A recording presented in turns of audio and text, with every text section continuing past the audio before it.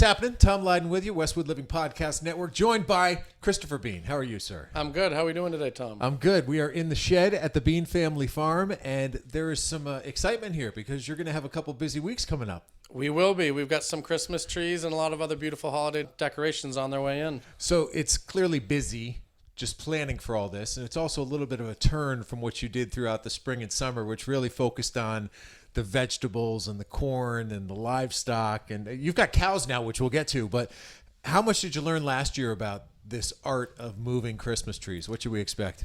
Yeah, it can be a little tumultuous, changing of the seasons and getting ready for all the different stuff we have coming up ahead. But, we had a great pumpkin season and a great turnout. We sold a lot of beautiful pumpkins this year, despite the super wet summer that we had.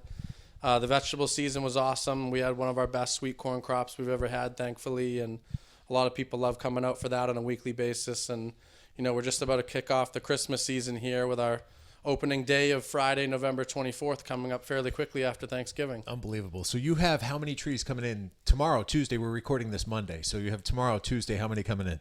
So tomorrow we have about half of the inventory showing up, all fresh cut over the weekend, premium balsam fir Christmas trees. And then on Wednesday, we have all of our wreaths and a lot of our other holiday decorations showing up. Those are all handmade. And then we make a lot of handmade decorations and bows in-house, especially my grandmother. And we'll be taking all of those wreaths and decorating them in-house and putting all the handmade Grammy bows on them and getting ready for opening Friday. I can speak from a little bit of experience last year. I was a little late. I got very lucky. I think I got one of your last 5 trees that were here, and I didn't get it that late. I mean, we're talking December 10th, maybe something like that. So in terms of my own advice to anybody who's thinking about setting up your house for Christmas, do it early because you get your best pick. That's and right. Friday's the first day, right? That's right. Yeah, the one thing I've noticed over the last few years is the Christmas tree business has almost become cutthroat for inventory. From talking with my Christmas tree farmer that I work directly with in Nova Scotia, each year the supply is somewhat limited and the demand is only increasing. So unfortunately, tree prices have been creeping up year after year, but we're still getting a lot of beautiful Christmas trees in. And I tell everybody that I talk to, make sure you come sooner than later to get, a beautiful tree for your home. Can't believe I didn't ask you this yet, but you and your grandmother were featured on the cover of the August issue of Westwood Living. So what was that like for you? What kind of feedback did you get from the town? It was incredible. We had tons and tons of people come through the farm stand and give us a huge boost of confidence for the farm, and everybody was super proud of what we were doing here, and just a lot of great compliments and a lot of feedback on that awesome article that you wrote. So thank you very much for that. Oh my gosh, absolutely my pleasure. I really enjoyed getting to meet the entire family. It was kind of moving to me to see, I think there 19 of you all told? Yeah. Including, all right, to see all 19 of you on what was Father's Day, kind of That's cool. right. That's how long out we had to plan. But that was neat. It was nice just to see the camaraderie that all, your dad and his brothers have, and to get to meet your grandmother. And then we did the party here on August 24th and got to celebrate your grandmother's birthday. So That's right. That was amazing when you really think about the number of, we had 363 people. I know. I can't believe it. It was such an amazing turnout. And not only did we get a lot of compliments on the article, but people were raving about that party. That was great. And we couldn't have done it if we didn't do it together. So I appreciate all that. And I've also appreciated learning a ton more about farming and how amazing it is that something like this exists in Westwood. And truly, I appreciate, and I just got to know you, but your own dedication to it. So I guess a step back, what really moved you to want to jump in full bore and take this over?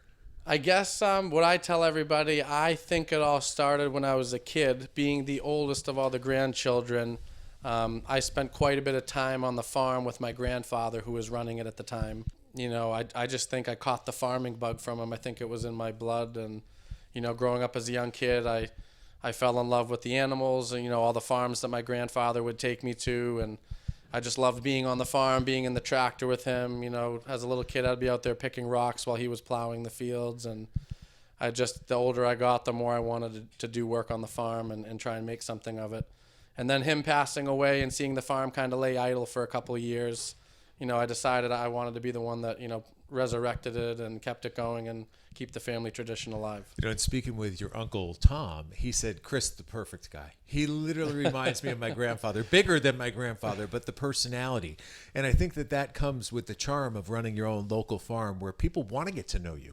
They want to feel like, hey, I know that guy. He literally is my local farmer who I buy my stuff from. I mean, that concept is really cool. It's nice to be able to put a name to a face and talk to the person producing your food. No question about it. And if anybody drives by Clapboardtree Street, the Bean family farm right now, you may want to look, and all of a sudden we see some cattle.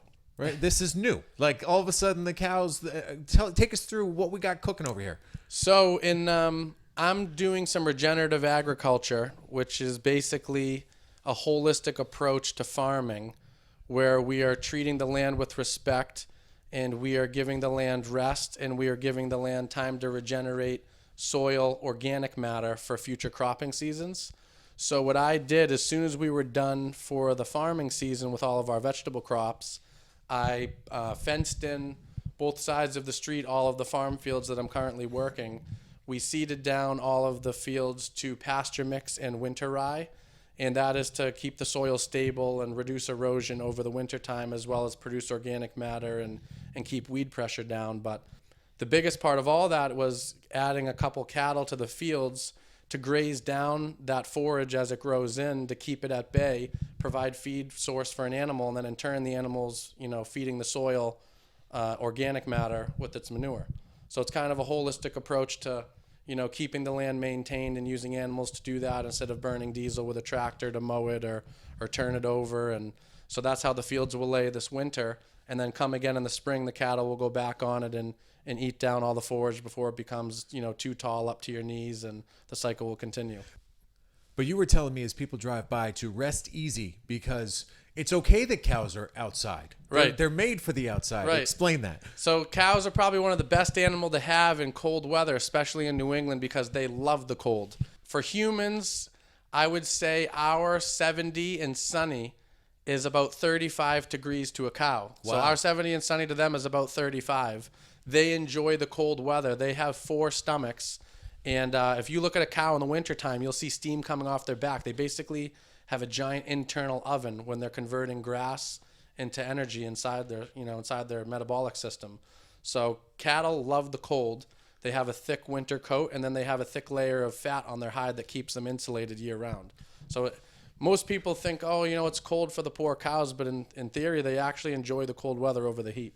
So the cows aren't the only new thing that's here. As of 10 days ago, I see this brand new driveway which has gravel. So you expect a lot of traffic with people coming in. And how is this going to help? Because one thing that we can all agree on is that prior to these stones being dropped, it could get muddy.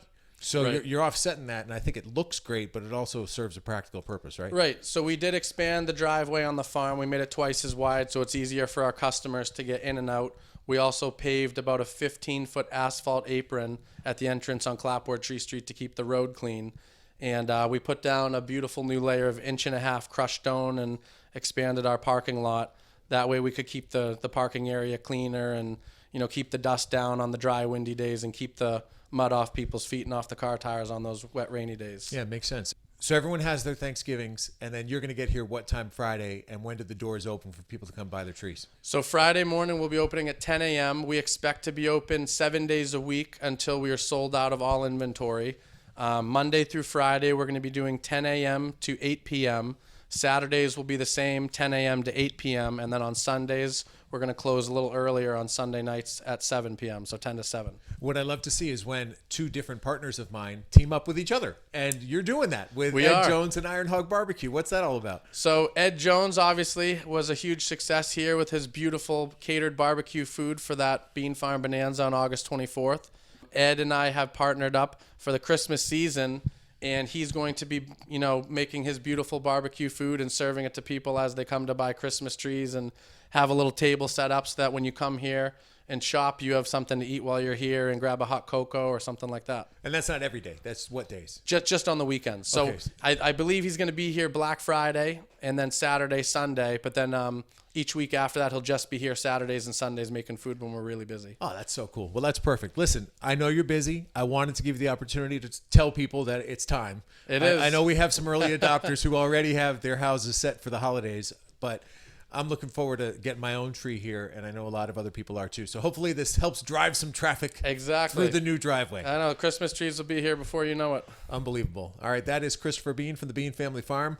I'm sure you're going to start your craziness. The holiday season starts early this year, an early Thanksgiving, so an early Black Friday. Get here 10 a.m. this Friday coming up. And as always, thanks so much for listening to the Westwood Living podcast. If you can ever think of someone who you'd like me to have a conversation with, just reach out, Leyden@bestversionmedia.com. I'll find that person. We'll have a conversation, and we'll share it right here on the Westwood Living Podcast Network. But for now, from the shed at the Bean Family Farm with Christopher Bean, I'm Tom Leyden. Thanks so much for listening.